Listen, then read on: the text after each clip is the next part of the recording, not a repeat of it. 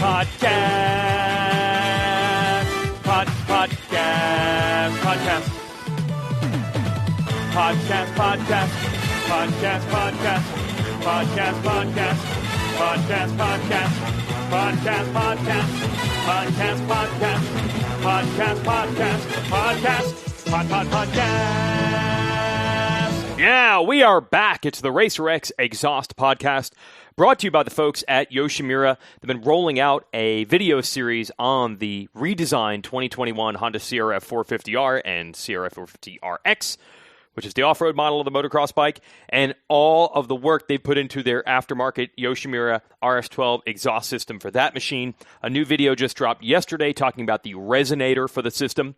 So the last couple of weeks we talked about the challenges of Honda building an oval exhaust port coming out of the cylinder head on the new bike, and then having to turn the oval port eventually into a round header tube, and how doing that properly or improperly makes a huge difference on performance. So we've covered that, and you can watch our videos if you look up Yoshimura on YouTube.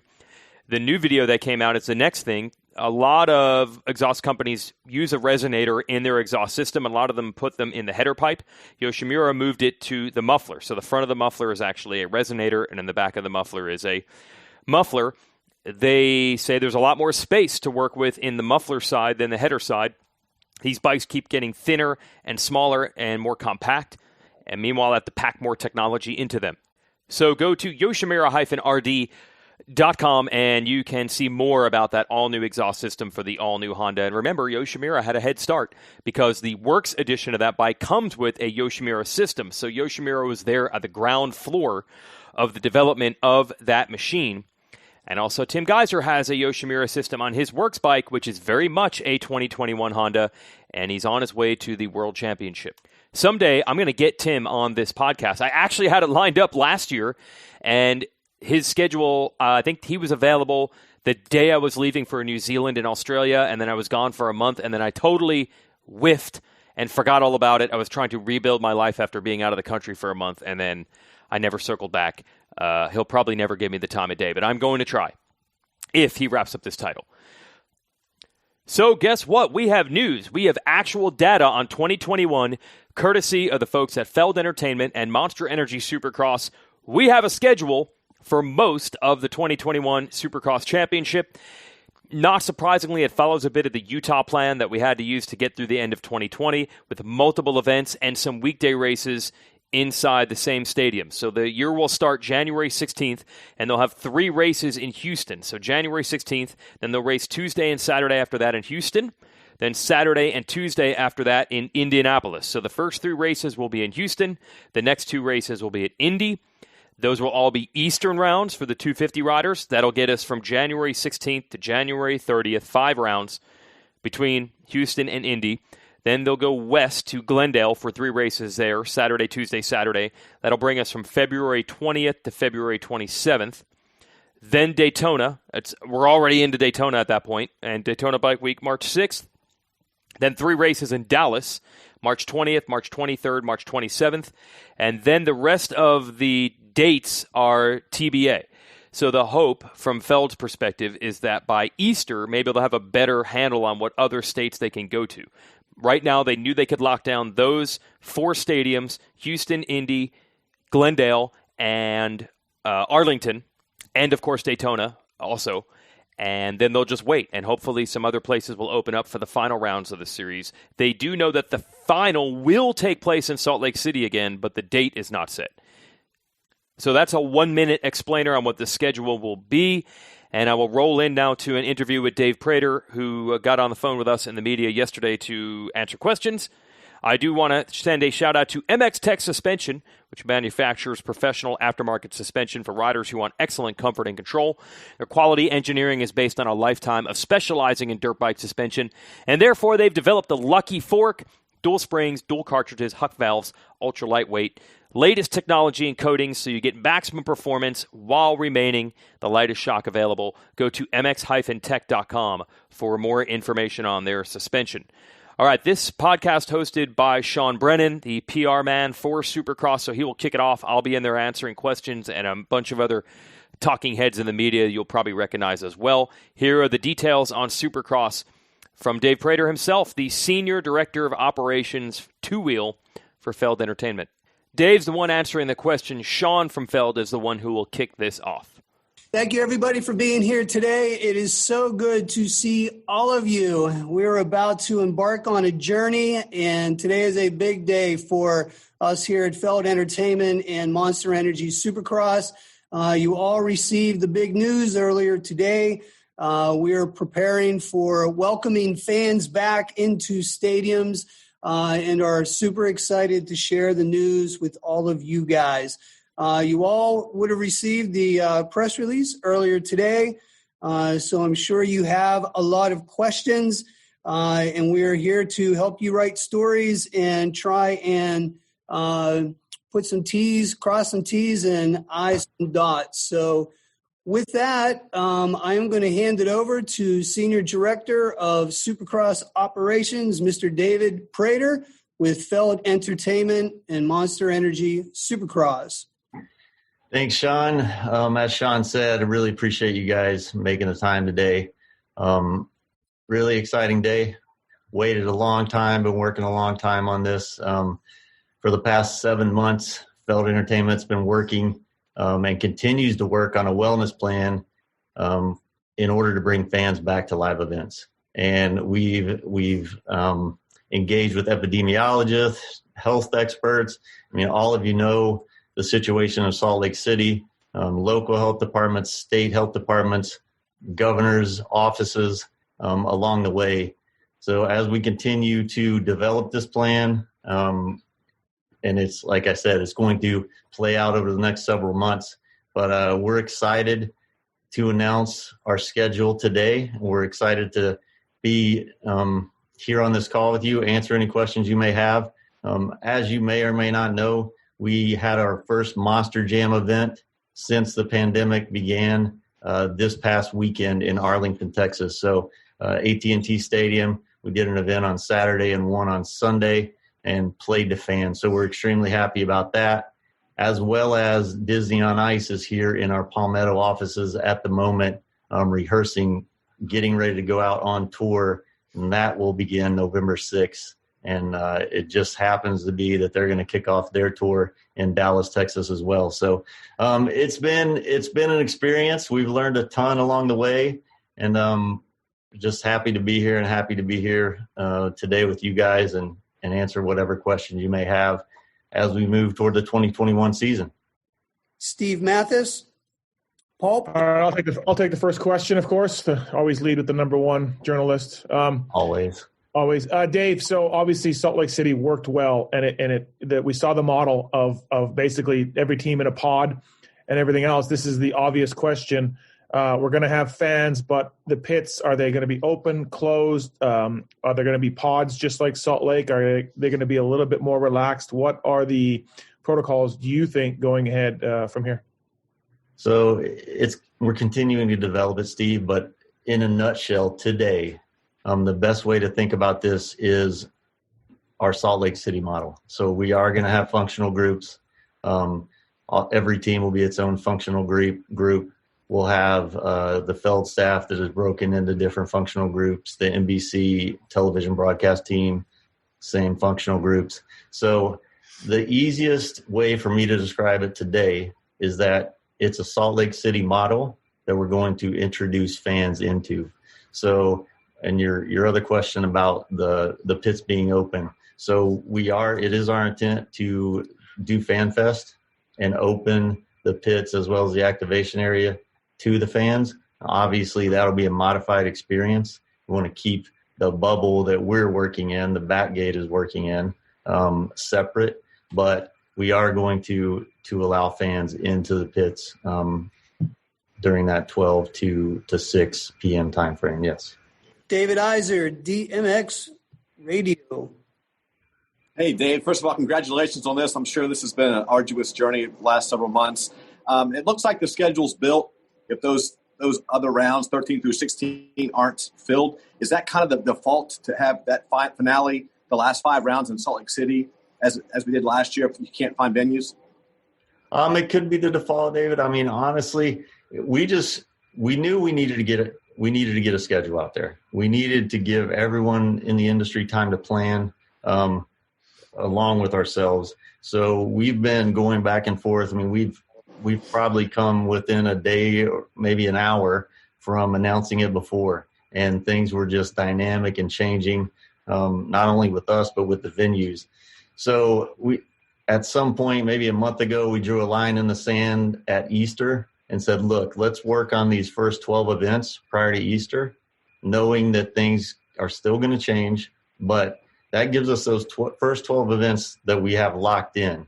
And then let's be hopeful that by the time April gets here, things have loosened up a bit. We've got a little more leeway as far as capacity within the stadium and areas in which we can race to work with, rather than lock ourselves into 17 rounds and then things open up and we're, at a loss. So I think that was the plan. And to your point, we haven't really discussed it, but that would definitely be, assuming that Salt Lake City was open throughout April, and with the Pac-12 pushing their football season later in the year, that could disrupt us a bit. But assuming they were open and available, yeah, that could be a potential play if it comes to that. But I think from everything we're seeing, I think things are going to start to get better. And at the very least, we'll have multiple stadiums after Easter. Now,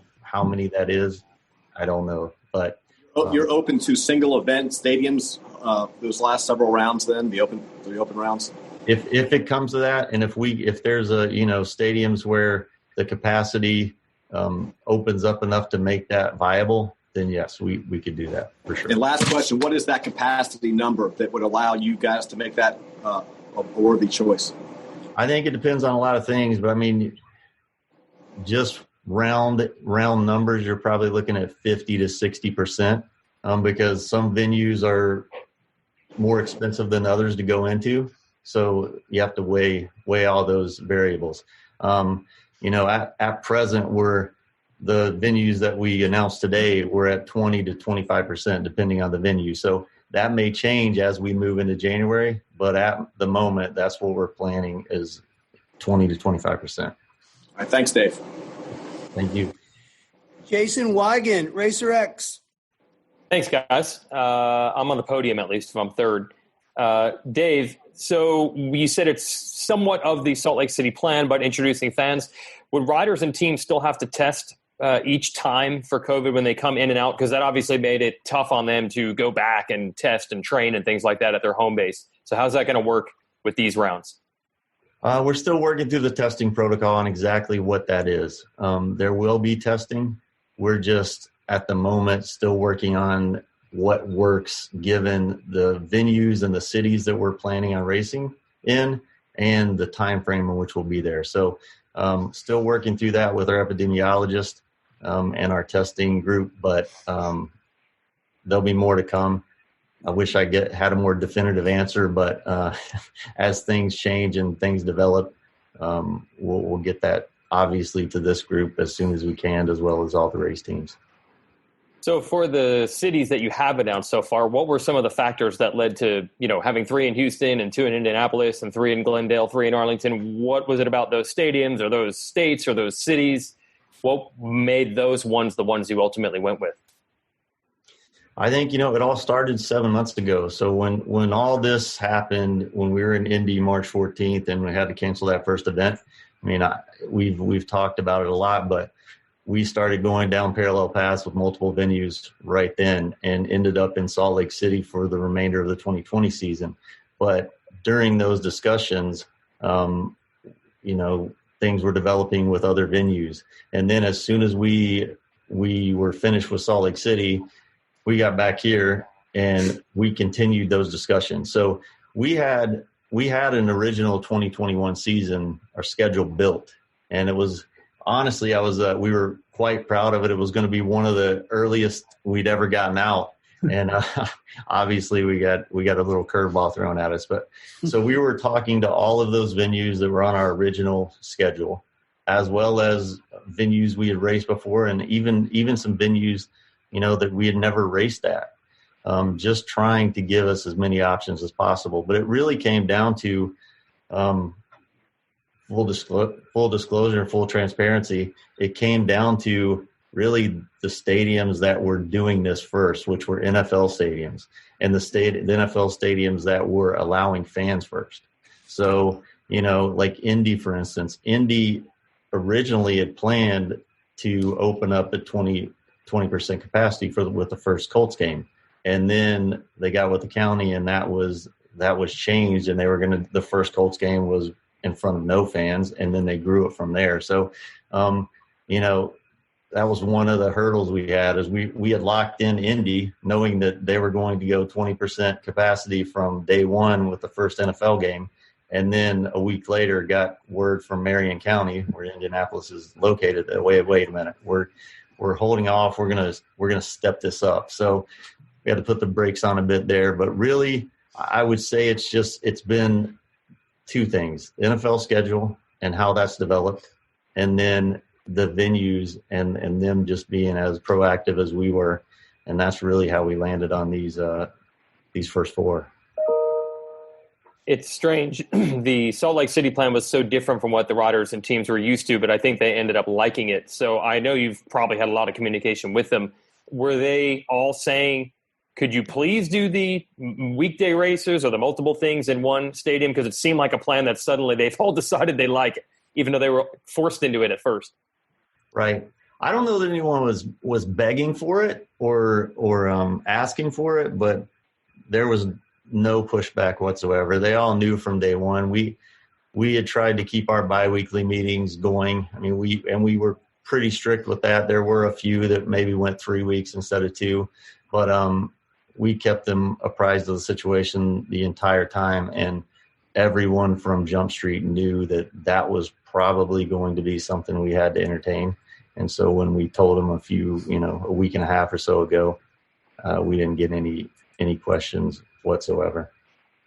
All right, that's it for me for now. I'll have some more later if we got time, but thanks everybody. Thanks. Guy B, Vital MX.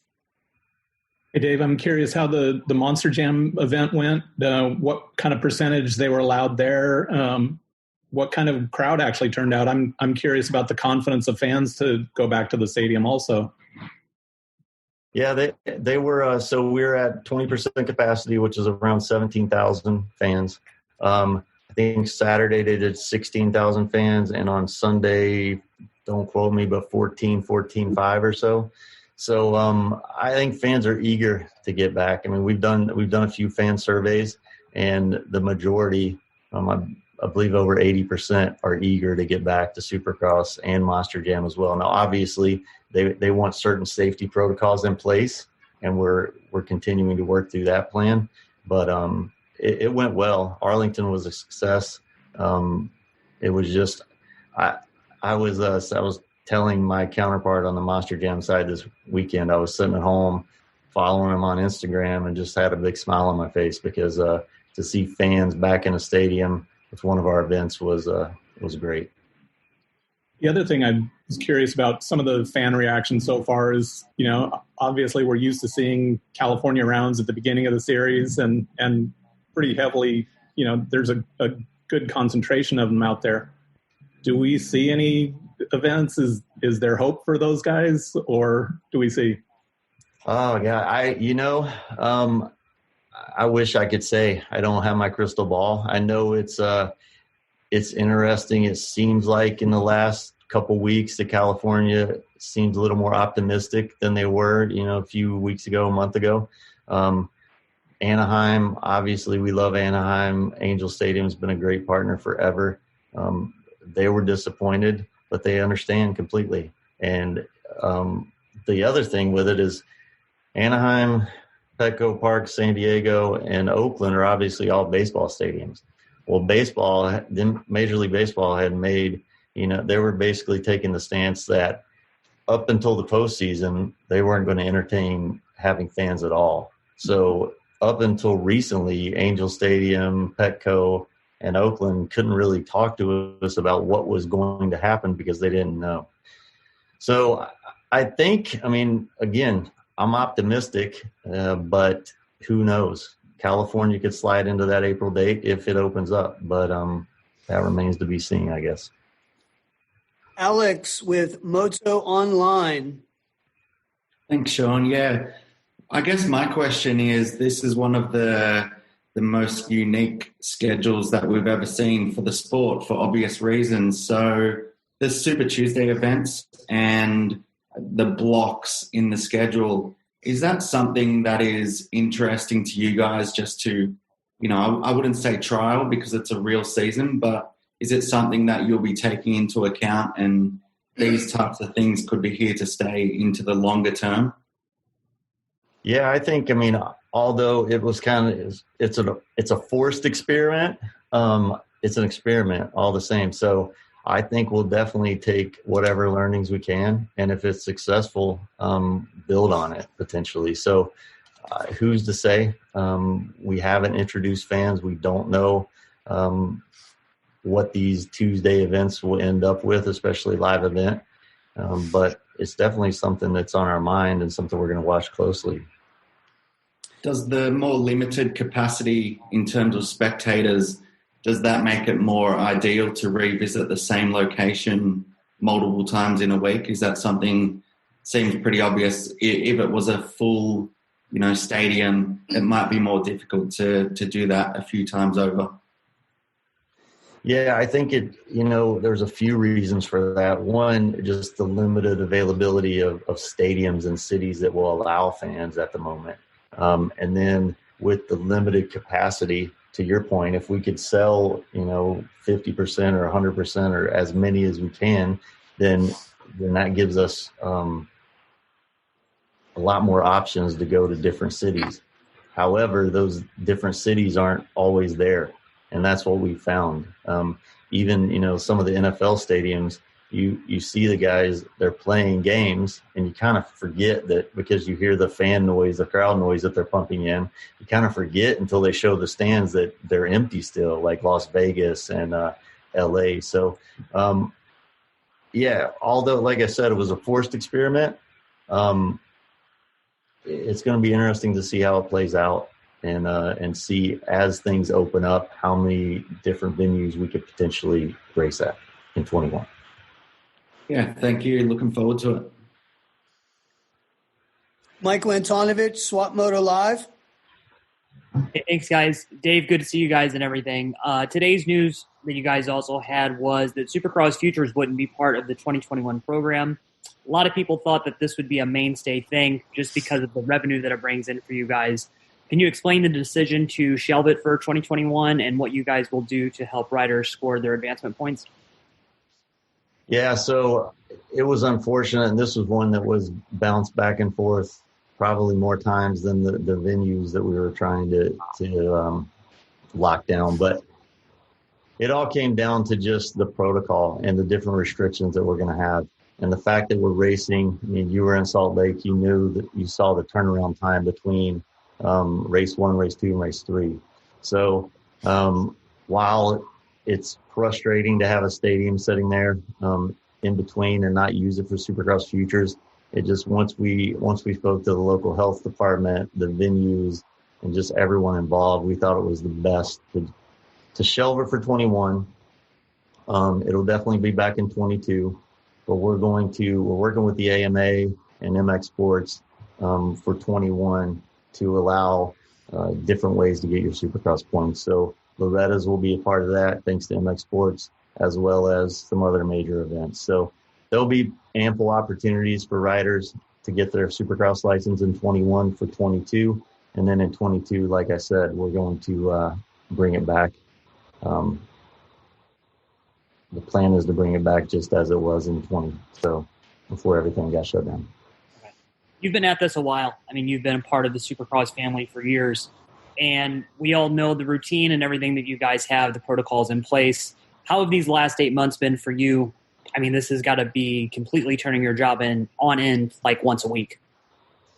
Yeah, it's been crazy. We make the joke, I make the joke every now and then that Supercross, there is no off season, especially for the teams and the riders. They're obviously going right into outdoors. So they look at me sometimes and raise their eyebrow because they're like, your off season is definitely more than ours. But it's been different. I can tell you that much. We've had zero downtime. So we got back from Salt Lake City, and the communication with venues, with other leagues, other racing series has been nonstop. So we've tried to take the approach of, it's new and it's exciting. It really is. That's the only way you could look at it, is this is different. We're going to deal with what we can control, and we're going to talk to as many people as we can and come up with the best plan to move forward and get through this. So it's definitely has not been Groundhog Day. I can tell you that much. It's forced us to reinvent ourselves, and I'm hoping that there will be some positives that come out. I know there'll be some positives that come out of this. There already has been. Number one, the communication. I think the communication from Feld to the race teams of the AMA, MX Sports has been on another level, and hopefully with you in the media as well. So I'm hoping that we can continue that. I know that's our goal here. I know that's Sean's goal. So in a nutshell, it's definitely been different, but if although it sounds strange, it's definitely been exciting and a new challenge as well. Cool. Last thing, how does it feel for you guys as a whole? I mean, Feld as a group, even Sean, you guys to know, hey, we've been working so hard for this, and you face so many trials and setbacks and different things through these last few months, to know that you have a schedule in place now, and then to see the overwhelming positive reaction from riders to us and the media to fans. It's great, man. It's almost, I was joking with Sean earlier. It almost feels like Christmas Day. Like we've been walking around here with big grins on, like we're little kids. So it's been good. It's been an exciting day, and we just can't wait to move forward and continue, to, like I said, get through this, get back to normal, which I'm confident we're going to be there sooner than later. Cool. Hey, congratulations, guys. See you in Houston. Thanks. Thank you, Michael. And just to add on to that, once we started bringing the Monster Jam team back into the building, and you can literally hear them when those engines start to roar, you can hear them. This is a pretty big facility, but my goodness, when those motors turn on, it is goosebumps. So it was really, really exciting for all of us on the whole team to welcome back not only Monster Jam, but the Disney on Ice, and to have that entire rehearsal space with, a lot of you have been here. You've seen our facilities. So to have that whole North rehearsal hall now filled with life and filled with ice and filled with, energy and the excitement of going back out on tour for this whole building is very amazing. So, thank you for your continued support, and we're looking forward to 21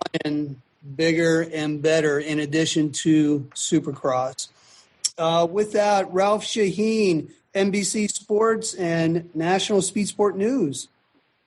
Hi, guys. Thanks. Congratulations, Dave and Sean and the gang over there getting this all out. Dave, the first question I have here is about the brakes. They're a little bit longer than normal. And, the schedule is always known to be a grind with so much of it compacted in there. What was the theory behind where you placed the brakes and making them a little bit longer this year? I wish I could tell you that it was all a plan, Ralph. We did our best we knew with the abbreviated schedule, meaning we're going to be racing 3 times in 8 days, at most venues, with the exception of Indy with 2 and Daytona with 1. But we knew that we were going to go into this, and doing that many events, doing 8 races or 3 races in 8 days consecutively for 5-6 weeks was going to be extremely challenging. So, to be honest, we went into it hopeful that it would happen and lay out like it did. But back to the NFL schedule, there were a lot of different variables that were coming out of different venues with the NFL.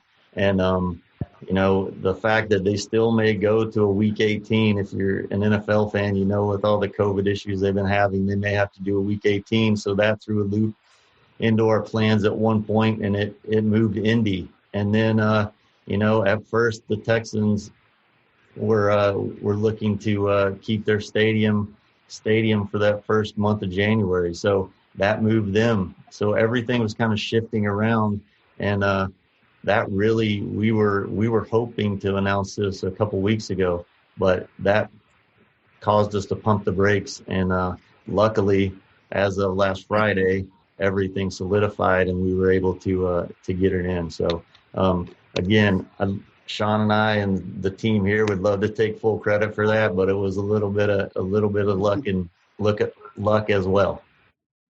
Can we all assume that tracks will be changed between Saturday, Tuesday, and then again to Saturday? And based on what you learned in Salt Lake in making those switches, can you be more aggressive with those changes in between race days than you were, or do you think you have a good solid pattern for how to do that? Yeah, no, we definitely have a better pattern for how to do that. And, Mike Muey's been working with Dirtworks. So Mike on our side handles everything track related. And we actually got a first look at all of those just the other day. And to be honest, my first impression was, those are some aggressive changes. But I think with what we learned in Salt Lake City, what Dirtworks learned in Salt Lake City, they're comfortable with that. So fans can rest assured that if they come to Saturday's race and then they come back to Tuesdays, it's going to be a completely different track, even more so than what you saw in Salt Lake City. So I'm excited about that. It's going to definitely feel like a normal Supercross season, as normal as it can. So. Okay, I also noticed there wasn't an announcement about a Triple Crown or East-West Showdown yet, unless I missed it in the press release somewhere. Is that coming soon, or are we just holding off on that this year? We're still working through that. I mean, the challenge with doing these, call them mini residencies or whatever you want to call them, these 3-race homestands, is where we put those. So we're hoping, and we're going to have to announce some Triple Crown rounds and a few East-West Showdowns soon, but we're hoping we can get a little bit better idea of what that schedule looks like after Easter before we start locking those in place. So that's why you didn't see those today. And if you guys obviously see East and West out there, this is the first time we've started on the East Coast in a lot of years, maybe 25. So we'll have the East Regional 250 Championship as opposed to the West, kicking things off in January. But so that's a little different. And then depending on what venue or venues we race at after Easter, we're trying to keep those numbers of East and West somewhat similar. So it's a lot that goes into it, and we don't want to just pull the trigger prematurely and lock ourselves into something that doesn't really make sense. Okay, final question. I'll let my colleagues back in there. You guys obviously did the Sunday, Wednesday, Sunday in Salt Lake. Now we got Saturday, Tuesday, Saturday. You're getting a little bit of a taste of this with the midweek races. Obviously, you're forced to do it, but it seems to be working pretty good. Are you developing a real interest in maybe carrying that over to when things go back to quote-unquote normal? It gives you an opportunity to maybe squeeze in a couple extra rounds and also maybe give the riders more of a break here, too, as we're seeing with this 21 schedule. Is it something you're considering for 22 and beyond? Thanks. Yeah, I think anything's on the table. Anything and everything's on the table. It remains to be seen how these Tuesday events will do now that we've got, other sports back up and running, because our Wednesday rounds in Salt Lake City, they were extremely, did extremely well. But at the same time, we were the only sport back. So we'll have to wait and see. The NHL will be back later on in the season. Baseball will be back. So I think we're gonna be watching that closely. Like I said earlier, and nothing's off the table. It's a forced experiment that we're going to utilize and see where it goes. Dave, from Joey Barnes with Auto Week, he was curious if you've talked to the teams and any particular athletes on that cadence of Sunday to Wednesday, Saturday to Tuesday, that cadence of those races specifically. We have talked to the teams. We've talked to them continuously from Salt Lake City all the way through the summer up until, I believe, last Tuesday is when we told them we thought we had a schedule, and we let them know what those dates were. Really haven't had any concern from a team. As far as athletes, I haven't spoken to an athlete, a particular athlete as of today, but I can tell you before the Salt Lake City rounds, I spoke to quite a few of our top guys, and they were concerned. I would say it was probably 50-50. There were a few that were extremely concerned about it, and some that were excited from Jump Street. But I think now that they've all lived it and they've all, experienced it in Salt Lake City for those 7 rounds, I think they're much more comfortable with it. And to Ralph's point, the fact that we have those longer breaks in between those 8-day stands, I think that gives them time to recover and a little more time at home. So I don't foresee any issues with it. Excellent. And part 2 of that question from Joey is the television schedule, which we know will be coming later in the year and more than likely after the first of the year. But can you talk about the television schedule a little bit with the Tuesday races and how they will factor in? Yeah, we're continuing to work with NBC. As Sean said, we don't have any times locked in at the moment. We obviously have a working schedule that we're going back and forth with NBC. But other than trying to get those weekday races kind of prime time for live event fans more than anything else, just to give them an opportunity to get home from work and make it to the stadium, that's really all there is locked in at the moment. So lots of stuff to work out with NBC. Obviously not only us, but there are a lot of other sporting events that are vying for time and looking for ways to get their season in. So it's a big puzzle at the moment, but we've been working with NBC weekly on that schedule and hope to get it out as soon as we can. Excellent. Billy Rainford, our Canadian brethren, Direct Motocross. Hey, thanks, guys. Hey, now I don't want to get everybody going crazy here, like Steve Mathis going nuts here, but we could tangent off all day on this. But you guys have a pretty big day coming up next week, and I'm wondering, like, if the administration happens to change, do we have something in place to what's going on or what could possibly happen? What any contingency plans, or is this even a possibility of things changing? I stay out of politics, my friend. So I'm going to stay out of politics and just say we're going to roll with the punches. We're going to do whatever it takes to make this happen. So obviously things can change. We've seen it. We've lived it for the past 7 months. But I think we're at a point where even if there is a change after Election Day, we're gonna move forward. We're gonna get these events in, and we're gonna work aggressively with the venues that we have, as well as the ones that we continue to work through things with in hopes to racing at their venue after Easter. So I'll be optimistic and say we're gonna get them in, no matter the outcome. Okay, thanks. That's just from a Canadian sitting up here, peeking down over the border, just kind of curious as to what you thought there. Thanks, guys. Of course, the lone Canadian would ask that question. And a follow-up question from Steve Mathis, Pulp MX. Yeah, I have 2 questions, I guess, Dave, for you. First one, more on the Tuesday thing.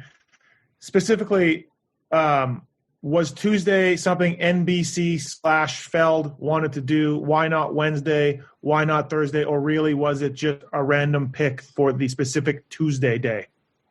No, it really was just everyone seemed to be okay and almost enjoy the cadence of Salt Lake City. And that, you're racing more. So you race that first event, you get a 2-day break, you race again. Obviously now you've raced twice, so you get an extra day of rest before the third race. So that was really the only thought process behind it. And NBC explaining to us that as far as viewership, the Tuesday, Wednesday wasn't really going to move the needle. So either one would be this, the same. My next question, obviously we're hoping those TBA rounds are probably in California. I think you are, and the series in general would love it to be. If it is not in California due to different reasons, do you foresee us going back to the cities already listed, or is your plan B for the TBAs new cities, 2, 3, whatever? You got to have some sort of list in your drawer. If you want to pull it out and show us, Dave, that'd be great. But what do you think would happen if we can't go to California? Back to some of those ones or new ones? I think our first choice will be to go back to some of those that we already have relationships with. One of the things as we work through this plan and we're working with new venues is it adds another layer of complexity. So even in a normal year, going to a new venue is challenging because they don't know us. We don't necessarily know them. And you're trying to educate them on what Supercross is, how the day works, how the load in works and load out. So adding that on top of the pandemic and all those protocols that we have to put in place, it made it extremely cumbersome. So I think if California, and I say that, but California honestly is in the group of cities that we're shooting for. So it could be anywhere at this point. It could be California. It could be, the Midwest, the Northeast. There were quite a few cities, obviously, on that list that aren't available at the moment. I guess I'm sorry, I confused it. I didn't mean new cities that never held Supercross before, but I meant new stadiums that are not Glendale, Dallas, Houston. Those original ones. Yeah, we'd love to. We'd love to go to those new stadiums, and that's the plan. We don't anticipate going back to Houston, Dallas, Glendale. Okay. So unless forced to, that's not what we'll do. And Dave, to clarify, I think you told me this morning that we are on option P at the moment. You want to talk a little bit about that? Because really, and to your point, Steve, there was a 21 schedule already. The skeleton was already in place. There was already, a 21 schedule. So obviously that has changed, but there are several options that Dave and team have been working on. But I think option P is where we're at this morning. Correct, Dave? Yeah. So it's funny. Sean and I were just talking, and I was sharing with him. So for some reason, when we got back from Salt Lake City, I started the schedule options, and instead of numbering them, I used letters. So I started with option A, B, C, and I'm not sure what letter or what numbered letter P is, but we are on letter P. So what you saw announced today was P. And my whiteboard in my office was just a mess throughout the entire summer as things dropped off and we added things, and then those things would drop off. So it's been fun. And like I said, it's been a challenge, and our mindset here has been, look, this is exciting. It's something new. It's something different, and let's hit it head on and get it done. So we've definitely had our share of different options for the schedule. And the question was brought up earlier about some of these ideas that are generated due to these midweek races or whatever else. There's some ideas that came out of just that schedule exercise that maybe we work on in the future. So it's been a interesting summer, to say the least. Has it been summer? I don't even remember it. Yeah.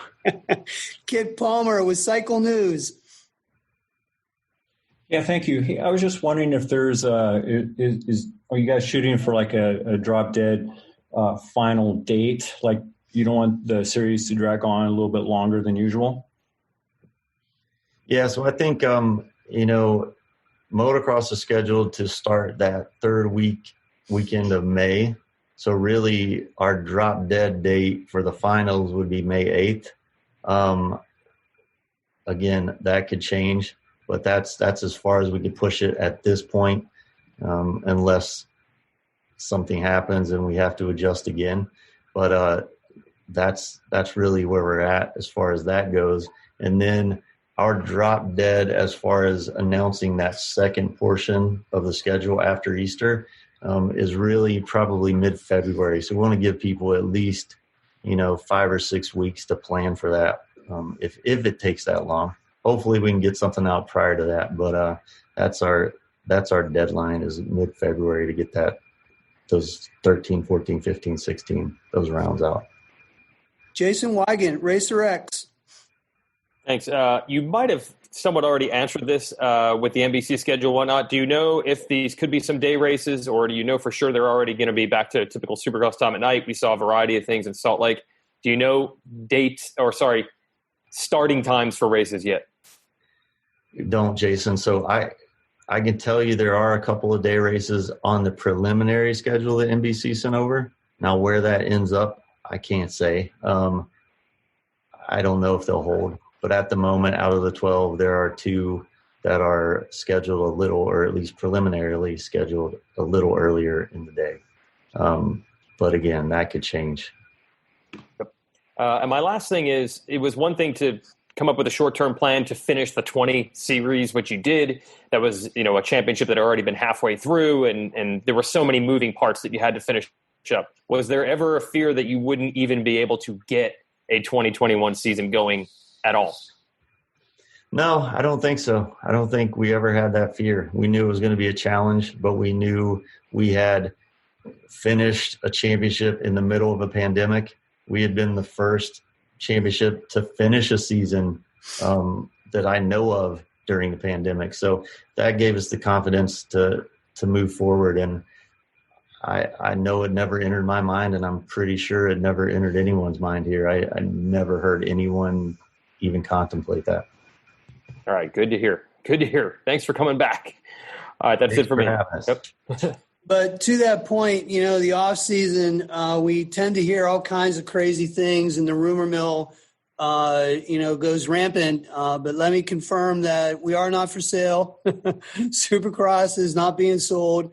Feld Entertainment are total stewards of the sport. And I think we don't use that term lightly. That is how we feel our role. And I'll let Dave speak a little more on this, but we do feel like we are stewards of the sport. We don't stop working, Jason. It's, my goodness, Dave, even in this so-called off season, has already had a lot of very sleepless nights. But can you talk a little bit about that, Dave, and being stewards and the way that we, see our role in this sport? Yeah, you're exactly right, Sean. Like this sport is an entire industry and fuels an entire industry. And we look at ourselves, as Sean put it, as the stewards of the sport. So we're not Supercross. The industry, you guys, the teams, the OEMs, the different motorcycle and Supercross companies out there that make product are the sport. So we just want to be the stewards and help in advancing the industry. And so that's really the way we see our role. We're here. We're doing our part to grow Supercross while we have it. Supercross, the sport, is bigger than any of us, and we continue to strive to grow it and make it even larger. Follow-up question from David Iser, EMXS Radio. Hello, Dave. You guys were the first, kind of proudly, that showed that this could actually be done with Salt Lake City. You've also got to learn as you watch other sports kind of crawl back. College football, you kind of see some madness in the stands. I'm sure you guys have kind of tried to learn from that as well. Tickets went on sale today. What can you say to families that are thinking about taking their kids to Supercross in a safe event, and how you guys are going to enforce that, and how it's going to be just as normal as it can be and safely? Yeah, so we're holding ourselves to a new standard. We've always held ourselves to a high standard. We've got to raise that standard, and that goes with everything from the race teams all the way up to, like you said, the family that's coming in to watch Supercross live. So we're working with each venue. They've obviously had their challenges and their victories with introducing fans into NFL games. But it'll be a pod seating environment, similar to what you guys see at most NFL stadiums, most NFL games. There have been a few colleges that have gone away from that, tried a different approach.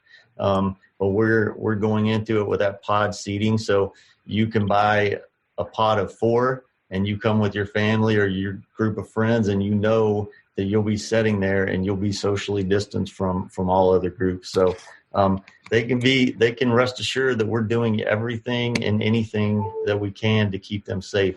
We're going to step up, and the venues have all stepped up their sanitation processes.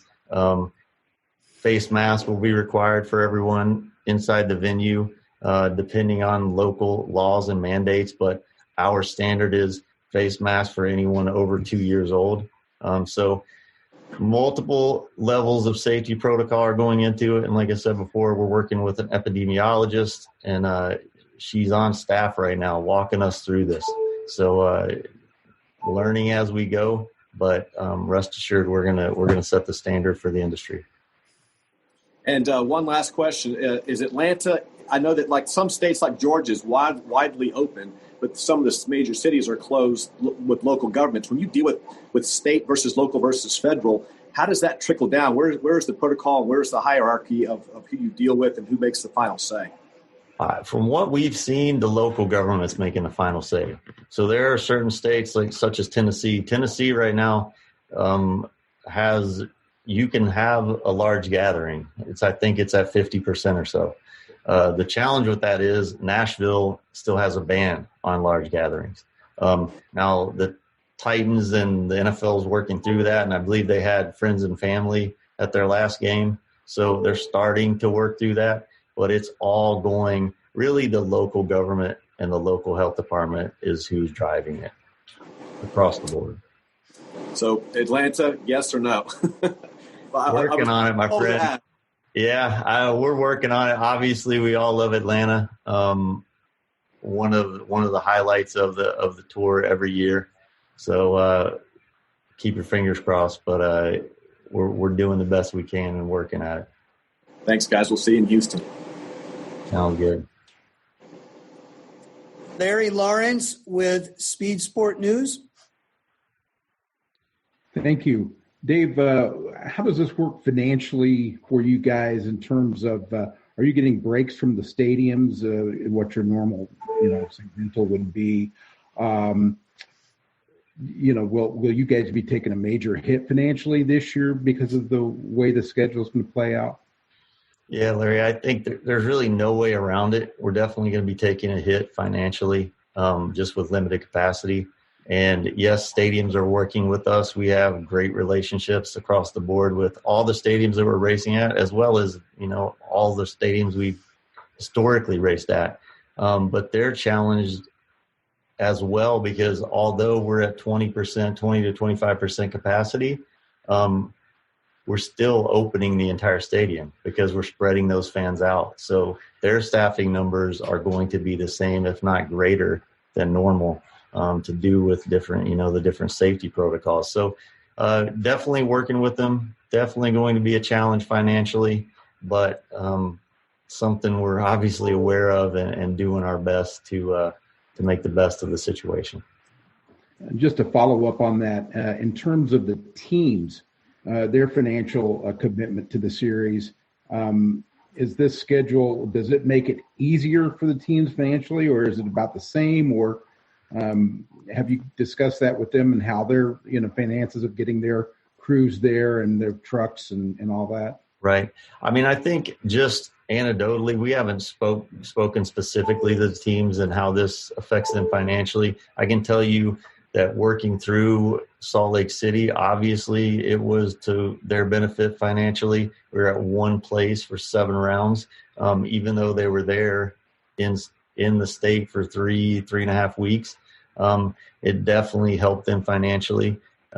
It's obvious that their transportation costs are going to be quite low, considering we're only going to, call it 6 events, 6 venues at the moment.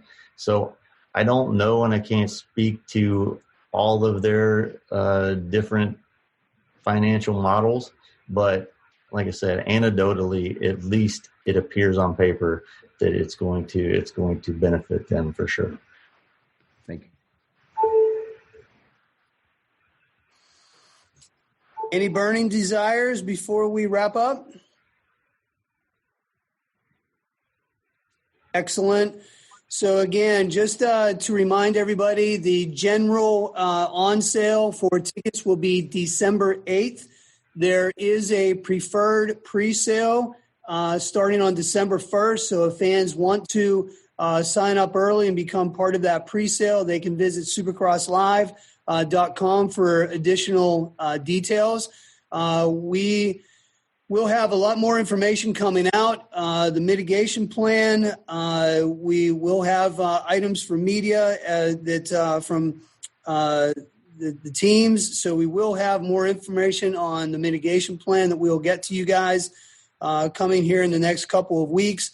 Obviously, the remainder East and West events, Triple Crown events, some of those things, if we can make those announcements prior to the end of the year, we will, but more than likely those are going to probably come a little bit later as we start the season. But please feel free to reach out to me if you need any assets. I provided all of you guys with photos and video. So if you need anything additionally, please let us know. But thank you, everybody, for your time today. And again, we're really looking forward to the upcoming 21 season. And that's the press conference. Shout out to Sean Brennan. He's really worked hard over these last 2 seasons, dating all the way back to, this feels like it was 10 years ago, the whole Limegate thing and the San Diego Supercross for 2019. He's really worked hard to open up the communication channels between the media and Feld. And then, of course, we all became experts on using Zoom during the pandemic. So now it's become standard fare, not just for them to send out a press release, but then a couple hours later to schedule a call with the media and Dave Prater, who's really always been an open and honest and well-spoken guy. We just never really had formal times to lock him down. I've definitely called the guy on his cell phone many times and texted the guy many times to get answers. But the idea of having live press conferences on a Zoom call with the media, yet another thing that we've learned to do in 2020 that we probably should have been doing all along. So I just want to thank Sean for setting that up. We really can't ask for much more than access to one of the big decision makers in the sport. So that's good. Supercross will be back. I'll have another podcast soon. So as I mentioned, I was at this KTM event when this news came out, and I got to actually interview Zach Osborne about that. We just posted the interview. You can read it on the RacerX online site, and then I'll have it as a podcast here. Also, I was originally asking Zacho just about his thoughts on the schedule. Since he was there and I was there, I might as well interview him. But as usual with Zach, we ended up tackling much broader and deeper racing topics. So that'll be our next episode of the show, which is all brought to you by Yoshimura. Check out that all-new RS12 exhaust system for the CRF 450R, which is now out for 2021. A lot of 2021 bikes rolling in. Go to the RacerX YouTube channel and check out a lot of the tests that Chris Kiefer and Kellen Brower, who's our shooter and editor for most of these tests, have been putting together. We've got KTM 250 and 350 now. We just launched the embargo lifted for the fairly well revamped 2021 YZ250F. We had the Honda test when that bike launched a couple of weeks ago, so it's all there on our YouTube channel. Yep, RacerX, we do bike tests. We get the best bike tester in the world with Chris Kiefer on board, and always fun and unbiased to talk to Kiefer. So that's good stuff. So shout out over there. And also MX Tech Suspension, manufacturing professional aftermarket suspension for riders who want excellent comfort and control, quality engineering based on a lifetime in specializing in dirt bike suspension. And with that, they developed the Lucky Fork, Huck valves, ultra lightweight, dual springs, dual cartridges, utilizing the latest in technology and coatings to deliver maximum performance while maintaining lightweight. You know what I'm saying? Remember how it's become the trend, and I think KTM still does this to some of their bikes, where you put a spring and a cartridge in one fork, and then you don't put it in the other so you can reduce the weight. MX Tech has a way of doing both and keeping it lightweight. So go to mx-tech.com for more information on that. That's the 2021 Supercross schedule. There's going to be so much more to discuss, but at least we know where these races will take place. And we know that fans, to some capacity, will be at these events. So not totally normal, but more normal than what we saw at the end of 2020. So I guess we consider that some progress. All right, thanks for listening to the show.